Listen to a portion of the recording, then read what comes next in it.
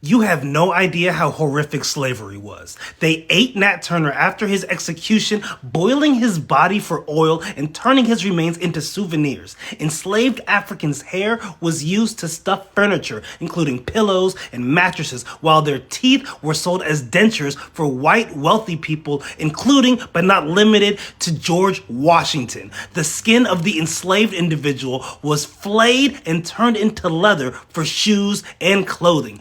Pregnant black women were whipped on their stomachs to induce miscarriages or forced to give birth under inhumane conditions, only to have their infants sold off. Enslaved men and women were subject to brutal medical procedures without anesthesia or consent. Tools like thumb screws and iron muzzles were used to silence them, while branding irons seared their skin with the marks of their enslavers. Rape was weaponized as a tool of control, with enslaved women forced to bear children who were automatically enslaved, perpetuating the cycle.